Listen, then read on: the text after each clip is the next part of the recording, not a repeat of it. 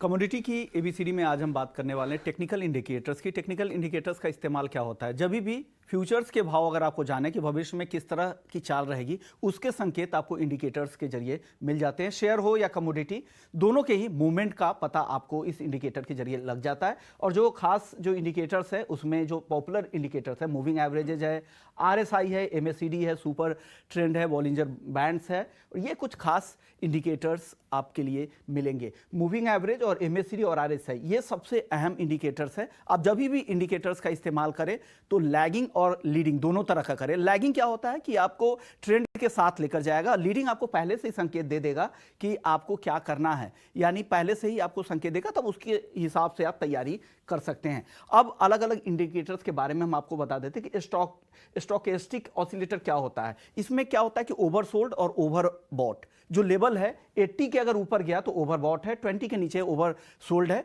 इसके हिसाब से आप पोजीशन बना सकते हैं। मार्केट में मोमेंटम के साथ रिवर्सल कब आने वाला है, इसकी भी जानकारी इसके लेवल से, स्टोकेस्टिक के लेवल्स को देखकर आप पता लगा सकते हैं। कमोडिटी चैनल इंडेक्स बुलिश और बियरिश डाइवर्जेंस, यानी जो ट्रेंड है, ट्रेंड से किस तरह का डाइवर्जेंस देखने को मिला, किस तरह से उल्टी चाल देखने को, उसके संकेत मिल जाते हैं। आरएसआई काफी पॉपुलर है, ओवरबॉट और ओवरसोल्ड इसकी जानकारी दे देता है कि बाजार में किस तरह की स्थिति बन रही है, और वो उस लेवल पे जाके आपको खरीदना है। जब ओवरसोल्ड हो तब जाके आपको खरीदारी करनी, ओवरबॉट जब हो रही है तो आप बेचकर निकलने की कोशिश करें।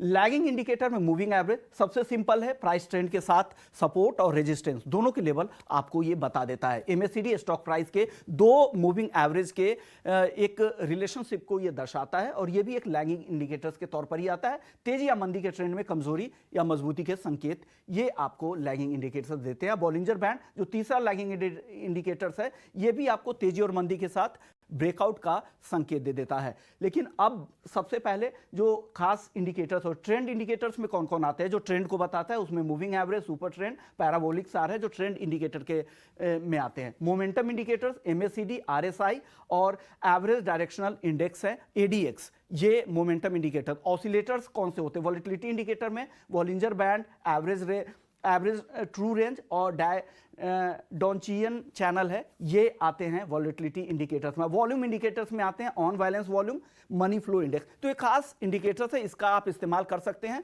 छोटी सी पाठशाला से आपको समझ में नहीं आएगी, ये बेसिक है। आप इसकी पढ़ाई करें, फिर ट्रेडिंग में उतरे तो आपको बेहतर मजा आएगा और मुनाफे भी होंगे।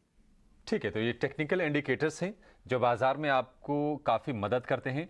लेकिन कौन कौन से इंडिकेटर्स क्रूशियल हैं, किस पर आपको खास तौर पर फोकस करना चाहिए, वो विश्वों ने आपको बता दिया है, और ये बता भी दिया है कि शायद इस छोटी सी पाठशाला समझ में आया, लेकिन ये समझ में ज़रूर आ गया होगा कि नज़र आपको कहाँ पर रखनी है। तो आप उसको स्टडी कीजिए और आप बाजार में उसको अप्लाई करके पैसे भी कमा सकते हैं।